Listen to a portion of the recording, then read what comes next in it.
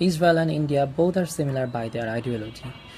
Israel is wiping out Muslims from Palestine and they are killing the innocent Palestinian people, the children and the women. India is doing the same thing. They are stepping forward to a biggest genocide and surely the victims will be Muslim. Extreme Hindus are wanting to make a Muslim-free India. That is the horrifying issue for us. Already we know that a few days ago in West Bengal, which is very closer to Bangladesh, an election has happened there and the ruling party, the extremist party, BJP has won the election. And after winning the election, they have killed so many innocent Muslims. They have destroyed the Muslims' houses, business organizations, and so many things they have done. And still they are doing such a hateful, violent activities, we know. And a leader from BJP who is representing BJP in West Bengal named Shubhendu Adhikari, next CM, he had delivered so many hateful speech against Muslims and he just threatened Muslim that if BJP will be the ruling party, he will just throw out Muslims from West Bengal to Bangladesh.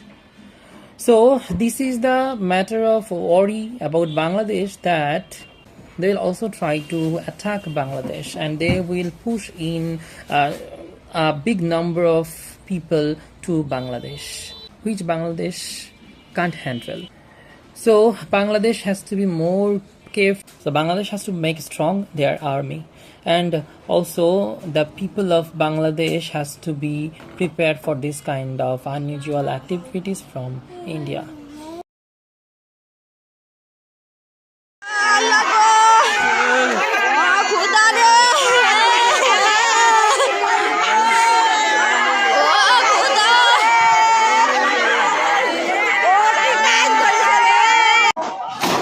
Station road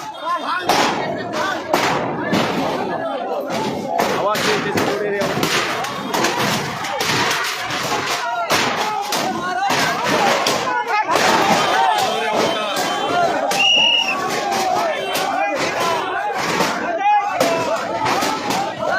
সেই station রোডে আমাদের flat তুলতে দেয় না, পুজো করতে দেয় না, সেই জায়গায় দেখুন আজকে কি অবস্থা, দেখুন। জয় শ্রীরাম।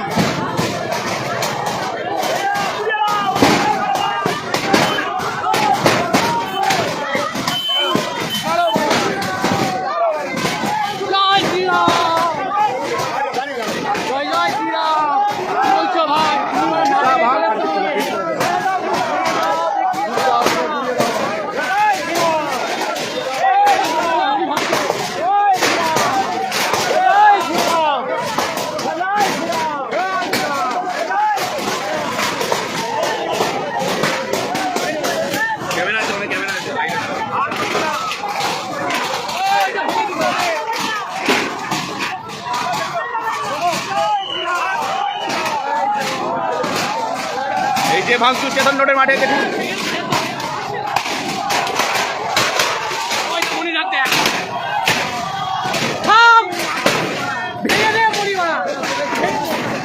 সব ঘুরিয়ে দিয়েছে।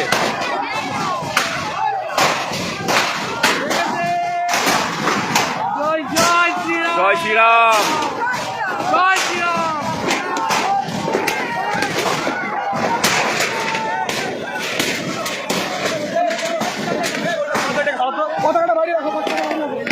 এখানে সব হবে আগামী দিন, সেটা এখানকার গোটা জনগণের মানুষ, লালবাগের মানুষ সেটা বুঝিয়ে দিল।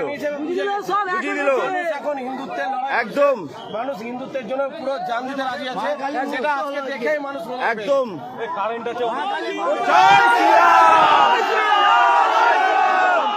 ভাঙচুরের চিত্রটা, ভাঙচুরের যে দৃশ্যটা দেখলেন সেটা মুর্শিদাবাদের লালবাগের ঈদগাহ ময়দান বলে খ্যাত জায়গাটি, সেটা ঘেরা ছিল। সেই জায়গাতে আজ ভাঙচুর করে দখল নিল হিন্দুত্ববাদীরা বা বিজেপিরা এবং জয় শ্রীরাম স্লোগান, বিভিন্ন স্লোগান দিল। এখানে যদি মুসলিম পক্ষ আসতো তাহলে এক বিরাট ঝামেলা হতো বা দাঙ্গা হয়ে যেত। সবচেয়ে বড় কথা, এখানে পুলিশ প্রশাসন, সিআরপিএফ জওয়ানরা রয়েছে, কেন্দ্র বাহিনী রয়েছে, তাদের সামনে এইভাবে কিভাবে একটা জায়গাকে ভেঙে দখল নিতে পারে। কেন্দ্রীয় বাহিনী আছে কি জন্য? ভোট পরবর্তী হিংসা রোখার জন্য। এই কেন্দ্রীয় বাহিনী তাহলে কী করছে এইভাবে যে একটা মব এসে ভাঙচুর চালাচ্ছে? যদি এই চিত্রটা আজ এই জায়গাটা মুসলিমের জায়গা দখল নেওয়ার আর বিষয়টা হিন্দুরা নিচ্ছে, তার যদি উল্টো চিত্র হতো, কোনো জায়গা যদি মুসলিমরা দখল নিত এইভাবে মব এসে, সেখানে সিআরপিএফ পুলিশ প্রশাসন থাকতো, সেখানে কি হতো? সিআরপিএফ কি চুপ থাকতো?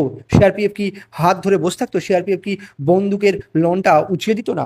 আমরা বিভিন্ন জায়গায় সবসময় বলে থাকি যে কোনো জায়গায় কোনো অশান্তি, কোনো ঝামেলা হলে পুলিশ প্রশাসন চুপ করে বসে থাকে কেন? তাদের কাছে বন্দুক কী জন্য থাকে? এখানেও কিন্তু সেই চুপ করে বসে রইল। পুলিশ প্রশাসন, সিআরপিএফ জওয়ান, কেন্দ্রীয় বাহিনী বিজেপির হয়ে কাজ করছে, এখান থেকে পরিষ্কার। যে কোনো ঝামেলা হোক, সে হিন্দু করুক আর মুসলিম, প্রত্যেকটা জায়গায় শান্তি রক্ষার জন্য তাদের কর্তব্য তাদের পালন করা উচিত। অবশ্যই সেই কাজটা কিন্তু করতে ভুলে যায়। ক্ষমতার পদহেলন করে, ক্ষমতা যেদিকে সেই দিকেই তারা থাকে, ক্ষমতার ইশারাতেই আমাদের প্রশাসন নাচানাচি করে, সেটা হয়ে আসছে এবং এখনও সেটা বিজেপির ক্ষেত্রেও দেখা গেল। উচিত ছিল পুলিশ প্রশাসন সিআরপিএফদের এখানে রোখার, এখানে ব্যবস্থা নেওয়ার, ফায়ারিং করার। বিভিন্ন সোশ্যাল মিডিয়ায় বারবার শোনা যায়, বারবার বলা যায় যে কোনো ঝামেলা হলে, কিছু হলে পুলিশ প্রশাসন গুলি চালায়নি কেন, পুলিশ প্রশাসন মারে না কেন? তাহলে এই ক্ষেত্রেও তো প্রযোজ্য হওয়া উচিত ছিল, কিন্তু তা করল না। তবে যেভাবে পুলিশ প্রশাসন বিভিন্ন জায়গায়, শুধু আজ ঈদগাহ ময়দান নয়, শুধু এই ঈদগাহ ময়দান দখল নয়, বিভিন্ন ক্ষেত্রেও হিংসা দেখা যাচ্ছে। ভাঙচুর, দখল দেওয়া, অগ্নিসংযোগ, মারপিট, হত্যা করা, সব কিছুই ঘটেছে। দুজন মারা গেছে। এক আবির শেখ বীরভূমে, তাকে কুপিয়ে হত্যা করা হয়েছে, আর বিশ্বজিৎ পট্টনায়ক বেলেঘাটায় কলকাতায় হত্যা করা হয়েছে। কিন্তু সব ক্ষেত্রেই দেখা যাচ্ছে অগ্নিসংযোগ, ভাঙচুর, হত্যা করা, মারা, রক্তপাত। সিআরপিএফ জওয়ান, পুলিশ কিন্তু চুপ আছে না, তারা ফায়ারিং করছে না, তারা এদেরকে রুখছে। এটা কিন্তু ভয়ঙ্কর দিক নিয়ে যাচ্ছে, রাজ্যের জন্য ভয়ঙ্কর দিক।